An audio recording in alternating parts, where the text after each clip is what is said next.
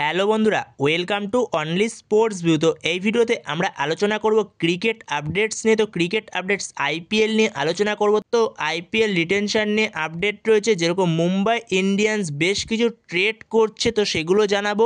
এর পাশাপাশি কেকেআর এর নতুন অ্যাসিস্ট্যান্ট কোচ কে হলো, তো সেটা জানাবো। এর পাশাপাশি আরও বেশ কিছু আপডেট রয়েছে, তো ভিডিওটি সবাই শেষ পর্যন্ত দেখতে থাকো। আর চ্যানেলে নতুন হয়ে থাকলে চ্যানেলটি সাবস্ক্রাইব করে পাশে থাকা বেল আইকনটি অন করে পাশে থেকো। তো যেখানে সবার প্রথমে যেই আপডেটটা নিয়ে আলোচনা করব, কলকাতা নাইট রাইডার্সের নতুন অ্যাসিস্ট্যান্ট কোচ। তো কেকেআরের নতুন অ্যাসিস্ট্যান্ট কোচ অবশেষে অফিসিয়ালি অ্যানাউন্সমেন্ট করে দিল কেকেআর ম্যানেজমেন্ট, যেখানে তার নাম হচ্ছে শেন ওয়াটসন। তো এই শেন ওয়াটসনকে তোমরা সবাই চেনো। তো এই শেন ওয়াটসনকে তোমরা সবাই চেনো প্লেয়ার হিসেবে সে কতটা ভয়ঙ্কর ছিল সে যখন সিএসকেতে লাস্ট খেলছিল। তো এই শেন ওয়াটসন সে যখন সিএসকেতে খেলছিল লাস্ট সময়, তো সেই সময় সে কতটা ভয়ঙ্কর লেভেলের ব্যাটিং করতো ওপেনিংয়ে, তো সেটা সবারই জানা, সবাই চেনো এই শেন ওয়াটসনকে যথেষ্ট ভালোভাবে। তো সেখানে কেকেআরের জন্য একটা দারুণ option Shane Watson assistant coach হিসেবে। তো এবার এটাই দেখার পালা সে কতটা ভালো কাজ করতে পারে অভিষেক নায়ারের সঙ্গে একসাথে হয়ে।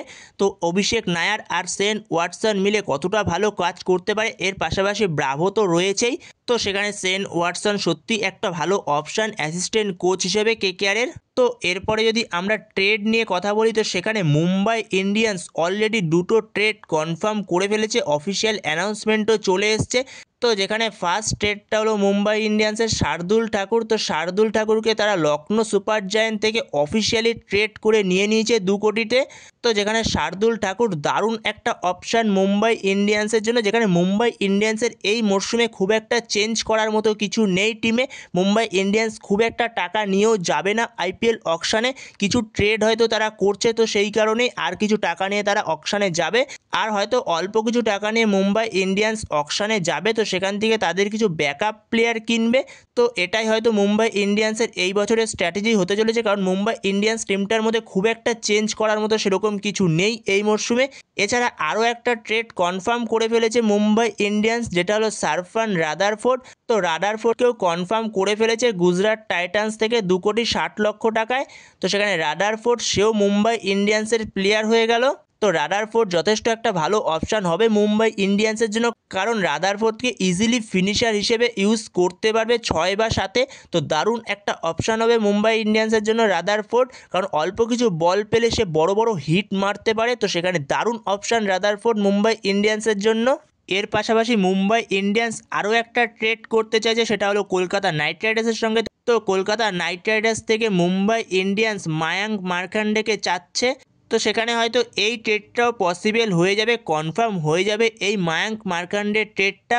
হয়তো কলকাতা কোনো রকম প্লেয়ার নেবে না মুম্বাই থেকে, কিন্তু ট্রেডটা হয়তো মুম্বাই ইন্ডিয়ান্স করবে। তো সেখানে মায়াঙ্ক মার্কান্ডে হয়তো যেতে চলেছে মুম্বাই ইন্ডিয়ান্সের ট্রেড হয়ে কলকাতা থেকে, কারণ মায়াঙ্ক মার্কান্ডে যদি কলকাতায় থাকে সে একদমই গেম টাইম পাবে না, এটা বলাই যেতে পারে।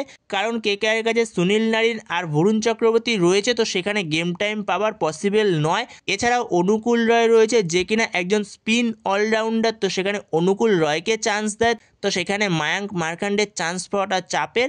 এছাড়া মুম্বাই ইন্ডিয়ান্সে গেলে সে হয়তো কিছুটা গেম টাইম পেতে পারে, কারণ মুম্বাই ইন্ডিয়ান্সের ক্ষেত্রে একটু স্পিন সমস্যা রয়েছে, তো সেখানে কিছুটা গেম টাইম পেলেও পেতে পারে। তো সেখানে হয়তো এই ট্রেডটা খুব শিগগিরই হয়ে যাবে। তো এরপরে যদি আবার কেকেআরকে নিয়ে কথা বলা যায়, তো কেকেআর হয়তো যতটা সম্ভব আন্দ্রে রাসেলকে তারা রিটেন করতে চলেছে, কারণ আন্দ্রে রাসেলকে হয়তো আরও একটা মরশুমের জন্য আবারও রিটেন করতে চলেছে কলকাতা। কিন্তু সেখানেও যদি কলকাতা আন্দ্রে রাসেলকে রিটেন করে, তো সেটা করুক, কোনো ব্যাপার না, কিন্তু কলকাতার অবশ্যই মাস্ট উইন টার্গেট হওয়া উচিত ক্যামেরুন গ্রিন। তো সেখানে যদি কলকাতা আন্দ্রে রাসেলকে নাও ছাড়ে, তো সেক্ষেত্রেও কলকাতা 40 থেকে 42 কোটি টাকা নিয়ে অকশানে যেতে পারবে। তো সেক্ষেত্রে কলকাতার অবশ্যই ফার্স্ট টার্গেট ক্যামেরুন গ্রিন হওয়া উচিত, যতই দাম যাক না কেন। যদি 20-22 কোটিও যায়, তো সেক্ষেত্রে তাও টার্গেট করা উচিত ক্যামেরুন গ্রিনকে, কারণ যদি তুমি ক্যামেরুন গ্রিনকে তুলতে পারো, তো তোমার জন্য টপ অর্ডারে একটা দারুণ অপশান ক্যামেরুন গ্রিন। এর পাশাপাশি তোমাকে সে বলিংয়ের অপশানটাও দিয়ে দেবে, 4 ওভারও সে বলিং করে দিতে পারবে। তো এরপরে আরও একটা আপডেট শোনা যাচ্ছে নীতিশ রানা সে নাকি কলকাতাতে আবারও ফিরতে চলেছে। তো সেখানে নীতিশ রানা তাকে হয়তো রাজস্থান রয়্যালস ছেড়ে দিচ্ছে। তো সেখানে রাজস্থান রয়্যালস ছেড়ে দিলে সে আবারও অকশানে আসবে। তো অকশান থেকে অবশ্যই বাইব্যাক করার চিন্তাভাবনা করবে কলকাতা, কারণ নীতিশ রানা যে কিনা স্পিন ভালো খেলতে পারে,